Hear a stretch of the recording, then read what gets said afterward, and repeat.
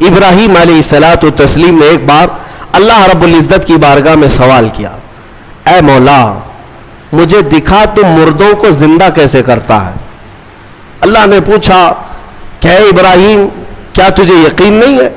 کہا کیوں نہیں، یقین ہے مولا، لیکن آنکھوں سے دیکھنا چاہتا ہوں، لیطمئن قلبی، تاکہ میرے دل کو اطمینان ہو جائے۔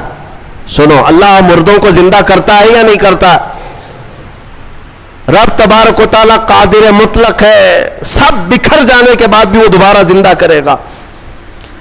ہاں کئی واقعات ہیں، حضرت عزیر علیہ السلام کا واقعہ بھی آج ہم نے تلاوت کیا۔ ایک نبی تھے اللہ کے، 33 سال کی عمر تھی، وہ اپنے خچر پر جا رہے تھے، ایک بستی کو دیکھا اجڑی ہوئی تھی، اجڑی ہوئی۔ انہوں نے یہ پوچھا اللہ کی بارگاہ میں کہ مولا یہ سب پوری بستی اجڑ گئی، یہاں نہ سبزے اگتے ہیں، نہ درخت، نہ پودے، کچھ نہیں، کیا پھر اس بستی کو تو دوبارہ زندہ کرے گا؟ تو حضرت عزیر علیہ السلام کو اسی وقت نیند لگ گئی، سو گئے۔ وہ سوئے تو 100 سال کے لیے سو گئے، 100 سال کے لیے وہی سو گئے۔ اور جس خچر پر آئے تھے، جو کھانا لے کر کے آئے تھے، اس کو بھی نیند لگ گئی۔ نیند کیا ہے؟ موت کی بہن ہے، اللہ نے سلا دیا۔ 100 سال کے بعد اٹھایا اللہ نے، پوچھا عزیر سے کتنے دن یہاں ٹھہرے رہے؟ کہا میں تو صبح آیا تھا، دوپہر ہو رہی ہے۔ اللہ نے فرمایا ذرا اپنے خچر کو دیکھو، تمہارے کھانے کو دیکھو، تم 100 سال یہاں ٹھہرے ہو۔ حضرت عزیر جب اٹھے اور گئے تو ان کی عمر تو 33 تھی، ان کی عمر تو 33 سال ہی تھی۔ مولا 100 سال سلایا، اس کے بعد بھی جوان ہی اٹھایا۔ جب اپنی آبادی میں آئے تو ان کے زمانے کے بچے بھی بوڑھے ہو چکے تھے، خود ان کی اولاد جو ان کے بیٹے تھے وہ ان سے بھی بڑے ہو چکے تھے، 118 سال، 115 سال، 110 سال کے ان کی عمریں ہیں، اور حضرت عزیر کی عمر تو 33 سال ہے۔ حضرت عزیر آئے اور کہا میں عزیر ہوں، اللہ کا نبی۔ لوگوں نے انکار کر دیا کہ وہ 100 سال پہلے جا چکے، تم کہاں سے آئے ابھی؟ ایک خاتون جو ان کے گھر کی کنیز تھی، وہ بہت بوڑھی ہو چکی تھی، اس نے کہا میں عزیر کو 2 علامتوں سے پہچانتی ہوں، اگر وہ 2 علامتیں اس کے اندر ہیں تو یہ عزیر ہے۔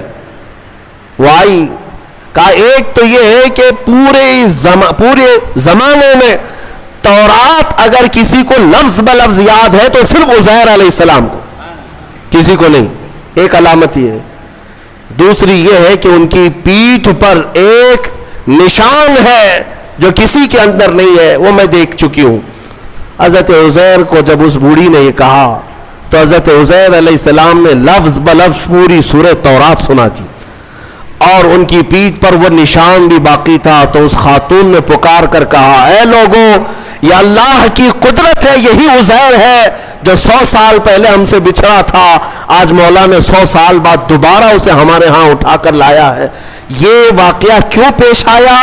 یہ ان منکرین کو بتانے کے لیے جو یہ سمجھتے ہیں کہ موت کے بعد پھر اللہ کسی کو نہیں اٹھا سکتا، اسی لیے کچھ لوگ جلا کر راکھ کرتے ہیں، کچھ لوگ چیل کووں کو کھلا دیتے ہیں کہ مرنے کے بعد پھر پکڑ نہیں ہونی چاہیے۔ یہ شراب کیوں پیتا تھا، چوری کیوں کرتا تھا، کوئی ڈنڈے مارنے والا نہ ہو، ہم تو اس کو جلا کے راکھ کر چکے۔ مولا قرآن میں بیان فرماتا ہے جو رب ایک پانی کے قطرے سے تمہیں انسان بنا سکتا ہے، تمہاری راکھ کو جمع کر کے دوبارہ تمہیں زندہ کیوں نہیں کر سکتا؟ وہ قادر مطلق ہے، دوبارہ اٹھائے گا۔ ہمارا عقیدہ کیا ہے؟ موت کے بعد ہم دوبارہ ہوں گے کہ نہیں ہوں گے، لیکن اس دنیا میں نہیں، پرن جنم نہیں، ہاں یہ پرن جنم والا نہیں ہے۔ ہمارا جو عقیدہ ہے وہ یہ ہے کہ مریں گے یہاں، اٹھیں گے قیامت کے دن۔ قیامت سے پہلے پھر کسی کی آتما نہیں اٹھنے والی ہے، جس کی اٹھتی ہے وہ بیوقوف ہے۔ ہاں وہ جو مشہور کرتے ہیں کہ اس کی آتما آئی، اس کی آتما آئی، کسی کی آتما نہیں آتی۔ ہاں یہ بات یاد رکھیں، شیطان کھیلتا ہے، روحیں جا چکی، ایک بار نکل گئی تو اب قیامت کے دن دوبارہ زندہ ہوگی۔ الحمدللہ ہمارا عقیدہ یہی ہے، اسلام کا عقیدہ یہ، ہم مرنے کے بعد عالم برزخ میں جاتے ہیں اور پھر مولا قیامت کے دن اٹھاتا ہے۔ اس سے پہلے ہمارا عقیدہ یہ نہیں کہ ہم مرنے کے بعد پھر کبھی چوہا بن کے اٹھیں گے، بلی بن کے اٹھیں گے، کتا بن کے اٹھیں گے۔ ہاں اچھے کام کیا تھا تو اچھا بن کے دوسرے جنم میں پیدا ہوگا, برا کام کیا تھا تو کتا بن کے جنم لے گا. یہ نہیں ہے. الحمدللہ ہمیں اللہ نے انسان بنایا تھا, انسان ہی اٹھیں گے. ہاں, کتوں والا عقیدہ مت رکھو, چوہوں والا اور بلیوں والا عقیدہ مت رکھو. ہمارا یہ عقیدہ نہیں. جو بات میں عرض کر رہا تھا وہ ابراہیم علیہ السلام کی. ابراہیم علیہ السلام نے پوچھا رب سے, تو کیسے زندہ کرتا ہے مرنے کے بعد؟ تو رب نے فرمایا کیا تجھے یقین نہیں؟ کہا یقین ہے, میں آنکھوں سے دیکھنا چاہتا ہوں. کہا ٹھیک ہے, 4 پرندے لے لو اور ان کو ذبح کرو اور پھر ان کو قیمہ بنا دو, چاروں کا گوشت مکس کرو اور سب ملا کر کے 4 حصے کرو. ایک حصہ اس پہاڑ پر, دوسرا اس پہاڑ پر, تیسرا اس پہاڑ پر, چوتھا اس پہاڑ پر.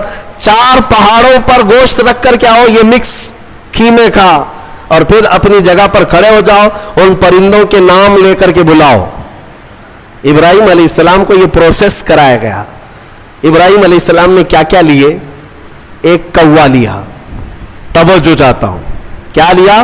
کوا لیا. دوسرا مرغا لیا, تیسرا کبوتر, چوتھا مور. 4 پرندے لیے, کوا, مرغا, کبوتر, مور. 4 پرندے لیے اور چاروں کو ذبح کیا. پھر ان کا قیمہ بنایا, گوشت سب قیمہ بنا کر مکس کیا اور 4 حصوں میں 4 پہاڑوں پر رکھ کر آئے. پھر اپنی جگہ پر آ کر کے انہیں پکارا. اللہ کے حکم سے مرغا بھی آئے, کوا بھی آئے, کبوتر بھی آئے اور مور بھی آئے. خدا کی قدرت دیکھیں, وہ قیمہ ہوا میں اڑنے لگا اور جس جس پرندے کا جو گوشت تھا وہ اپنے اپنے جسم میں ملنے لگا.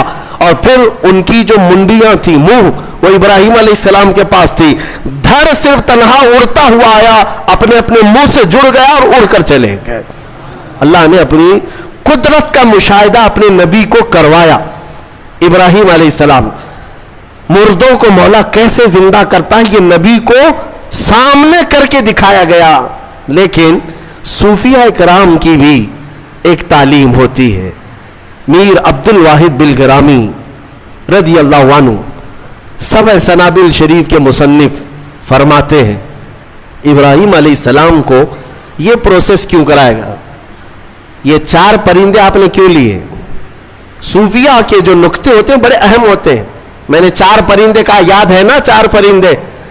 ہاں, وہ ایسی ہی نہیں ہے کہ فارمیلٹی کے لیے میں نے آپ کے سامنے گنا دیے. توجہ, کوا, مرغا, کبوتر, مور, یہی 4 پرندے کیوں؟ ابراہیم علیہ السلام نے جو لیے. اولیاء کرام کی ایک جماعت کا کہنا یہ ہے کہ اصل میں ان پرندوں کی ایک ایک خصوصیت ہے, ایک ایک خصوصیت ہے.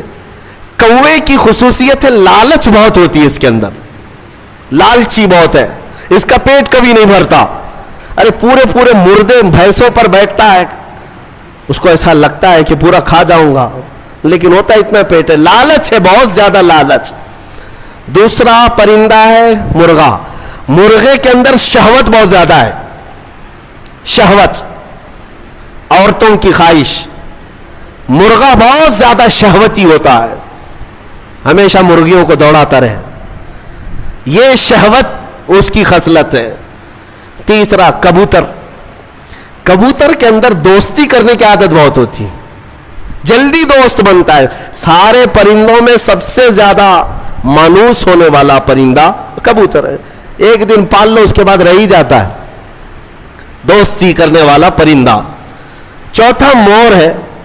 مور کی خصوصیت یہ ہے کہ وہ اپنے حسن کو دکھانے کا شوق بہت رکھتا ہے. 4 لوگ بھی کھڑے ہو گئے تو پورے پر کھول دے گا اور ناچتا ہے تو خوبصورت, لیکن دکھانے کی خواہش زیادہ ہے, ریاکاری, اپنے حسن کا مظاہرہ کروانا, یہ مور کی عادت ہے. حضرت میر عبد الواحد فرماتے ہیں, اے مسلمانوں, اللہ نے جو حکم کیا اپنے نبی ابراہیم کو, یہ 4 پرندے نہیں, کوا, مرغا, کبوتر, مور, یہ ذبح نہیں کیے, بلکہ ابراہیم علیہ السلام نے جو ذبح کیا وہ کیا ہے؟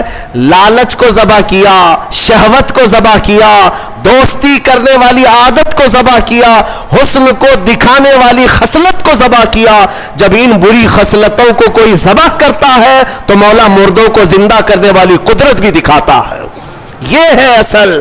اگر آج بھی رب تعالیٰ کی قدرت کے مشاہدے چاہتے ہو کہ آنکھوں سے ہم بھی کچھ دیکھ سکے, ان 4 عادتوں کو ذبح کرو. پہلے ذبح کرو. ذبح کرنے کا مطلب یہ لالچ ختم ہو جائے, شہوت ختم ہو جائے.